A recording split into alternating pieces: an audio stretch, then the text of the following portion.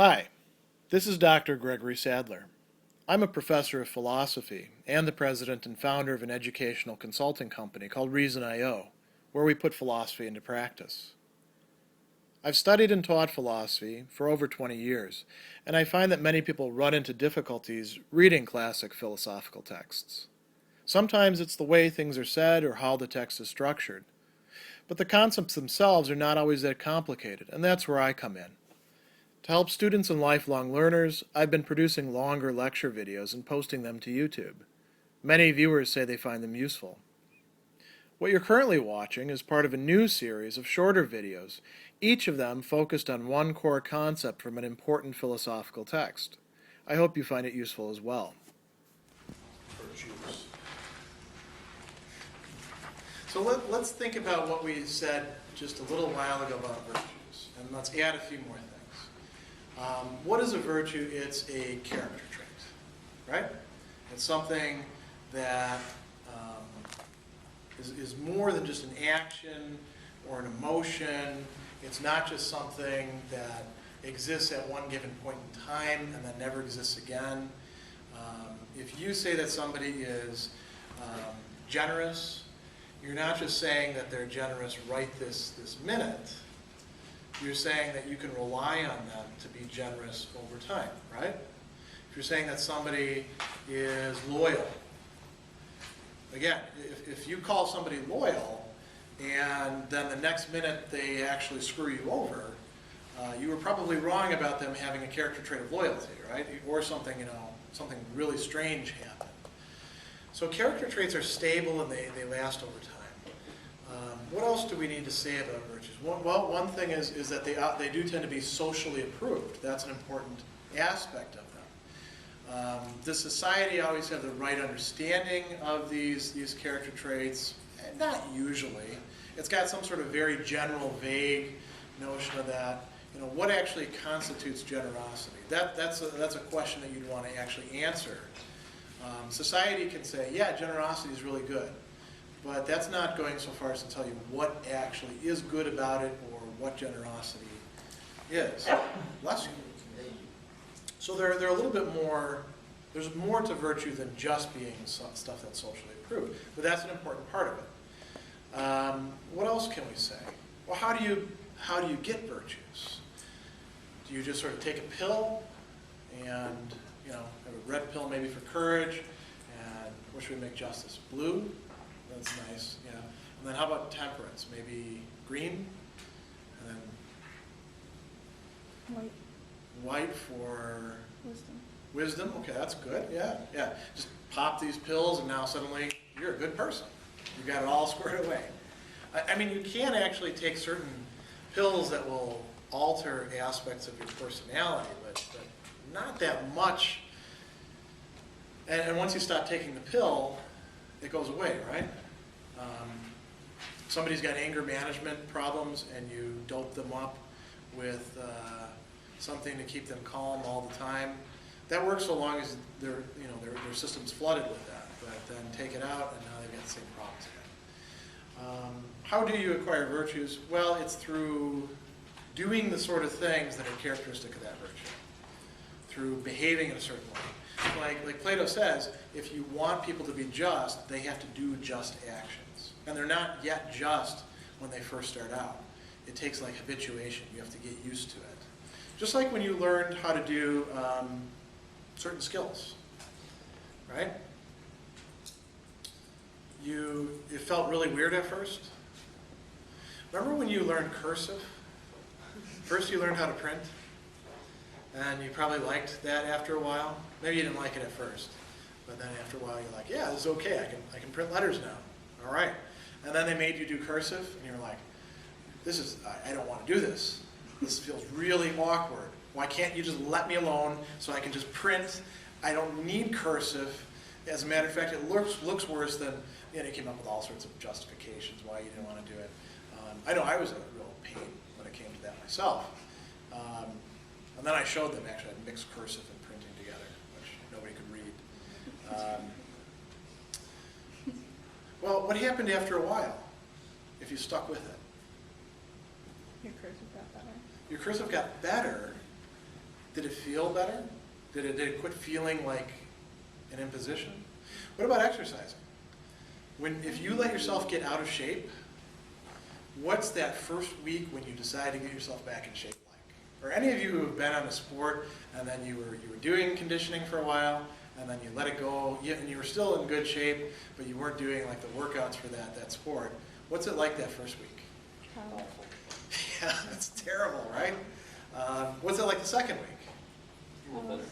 Yeah, it's still not great, right? But it's a little bit better. What's it like a month from then? Perfect. Really? No. Well, that's good. But it's easy. Really? It does get easier, yeah. I didn't. I suppose when I was your age, yeah, I could have that like bounce back kind of thing. Tougher now, but you get the general idea. Virtues are like that. Virtues become something that becomes part of you over time by you actually committing to them and doing certain things. And it doesn't have to necessarily be conscious. If you want children to be virtuous, you don't, go to them and say, okay, little Johnny, first we're going to work on justice this week. Now, justice is this, and I want you to behave this way, and here's what Plato says about it. You just make little Johnny actually behave in just ways, and you try to curb some of it, and with enough repetition, eventually it starts to become, like Aristotle says, second nature. You want somebody to be generous? Model generosity yourself, right?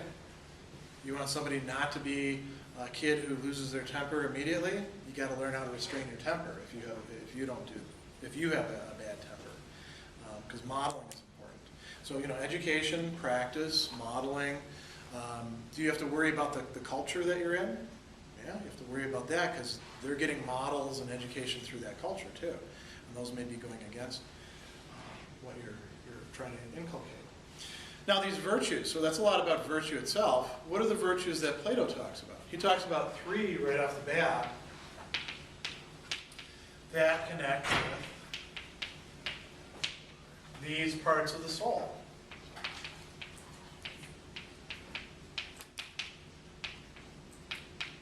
And wisdom, I think that's a word we can all wrap our heads around pretty easily. For somebody to be wise means more than just possessing a lot of knowledge, right?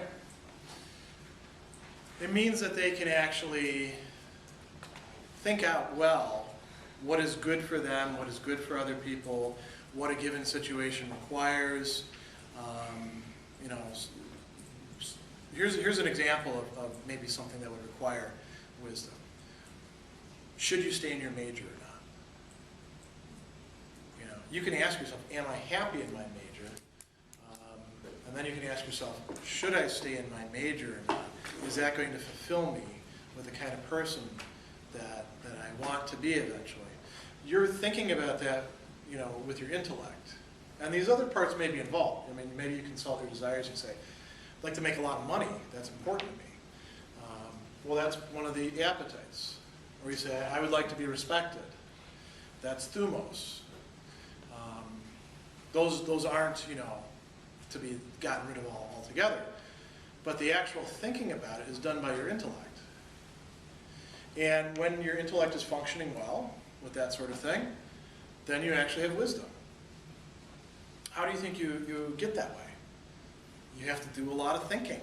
The more thinking you do, provided it's thinking along the right ways, thinking about the right things, the smarter you'll actually get. Here's one sort of thing that Plato doesn't talk about, but you should probably think about. If you want to become wise, look for other people who are wise, and then hang around with them a lot, and think about the things that they say and do, and eventually you'll start to take on that pattern as part of your personality. That's enough about wisdom for a moment. What about courage? What do we think of courage as being, generally? Bravery. That's a synonym. Like synonym. Yeah. What does bravery mean then? Yeah. It's like doing something in like a case of danger or like something adversity, and you like do it anyway. Yeah. For like So danger and adversity, and how does danger and adversity make us feel? Well, that's interesting, because courage, at least for Plato and for Aristotle, doesn't mean the absence of fear altogether. Yeah. I was going to say it's like the absence of fear for yourself. No, you can still be afraid for yourself. It does involve not feeling like, being flooded with it, yeah. I mean, like you're in an uncertain situation, but like you still go through with it. Say that one more time? You're in an uncertain situation, but you still go through with it. Okay, yeah, that would tie in with the danger and the other fearful things, possible harm to you, yeah. I would say it's the strength to face your fears. Okay, now we're getting something that's a bit more robust. The courageous person can feel fear. They're not going to feel too much of it, in part because Plato says that courage is actually, it does involve knowledge to a certain extent. It's like a right assessment of how scared should I be. So if you see a spider and it's not a brown recluse and you are like, trying to climb the wall, there's something wrong, because that's a disproportionate amount of fear of a little thing that's not going to do anything to you. Brown recluse, okay, maybe be afraid of that because that can actually hurt you. But most spiders are going to leave you alone unless you go and like poke at it or something like that, right? And you're not going to do that. But a lot of people have these kind of phobias. And what's a phobia? It's an undue, disproportionate fear. The courageous person knows what they ought to be afraid of, and then when they feel the fear, they actually, like you said, they stick to what they're doing. They have that activity. That's why it's part of the soul for Plato. The part of the soul that has drive, energy, desires self-respect. How do you actually, what's one way to make yourself respected by other people? Behave courageously. Stand up for yourself. Do things that are kind of tough. And what happens when you actually stand up to your fears? What have you experienced? They go away in part because you realize, well, this really wasn't that bad. And you start to gain a sort of sense of confidence, don't you? What about this? Now, this is interesting, too. This temperance or moderation. This is a little bit different than wisdom or courage. Plato talks about this in two different ways. He talks about it as being kind of harmonizing things. And he also talks about it as sort of an obedience in a way. Then he also talks about limits. So think for a moment just about your desires. All the things that you want. This goes back to that ring of Gyges thing. Boy, if you had that ring, just imagine the things that you could do. All the things you could indulge yourself in. Let's say we added to it unlimited wealth or something like that, right? And transportation device to put you anywhere you want. Make it any time you want, right? Just think of the crazy things that you might want, that you might desire. What happens to our desires if we don't have limits on them? Do they limit themselves? They can. I mean, you gotta run out. Yeah, I guess they can limit themselves in that after they're satisfied and they're done. But if you keep indulging them, doesn't it sometimes take more and more to satisfy? If you don't have limits? Like think about food, for example. Go ahead. I was gonna say if you leave a bowl out for a dog, like he'll eat it. Like if you just keep filling it out. Yeah, I had a cat actually who, no, he was still a kitten. And I came back from the store and I left like, ground beef in the sink. He ate, and this was like a 5-pound kitten maybe. He ate close to a pound of ground beef. I don't know where he stuffed it, but I knew how much there was because, a good portion of the package was gone. And he was sick afterwards and all that. And, not smart behavior, right? What happens to you if you don't restrain your food intake within certain limits? Yeah. Well, I was just going to say, you don't restrain your desires in general. It could affect your, rational thinking, so then it would affect the other part, a different virtue. Now you're actually on to something which brings us to the question of justice. Justice, Plato says, is the virtue that has to do with the proper arrangement between these parts when they're actually in harmony with each other. you're right. If you don't restrict your desires within certain reasonable limits, if reason is not calling the shots, those desires are not going to restrict themselves. And Plato says they will grow. And what they will do then is then they will start telling reason, hey, I want some more of this. Find me how to get it. I don't care what you need to do. Find me what what other things will get me to where I want to be. Think of the addict who actually is, they're just thinking about where to get that next fix, right? They're not thinking about, is this good for me? Is this a good life? Is this what I want to do? For that, so long as that desire is, in charge, they're thinking about what can I do to satisfy this? And the more that you do that, one second, the more that you do that, the more your character will come to take on that sort of configuration. The way Plato thinks it ought to be. Oh, go ahead. Oh, could this be connected to like Freudian psychology? Some people, that's a good question. Some people want to read this in terms of like superego, ego, and id. That doesn't work so well for the top two. It works good for the desires. The desires and the id, yeah, it's basically the same sort of thing. The ego is not exactly the same thing as thumos. Ego would also be partly up here, and superego is basically internalized commands, injunctions from other people. Those could be like desires. You might have your desires because you internalized some things that mom and dad told you need to do according to Freudian theory. Yeah. Theoretically, the ego would fall more into justice because the ego is more the balancing act between society and A good ego. Well, yeah.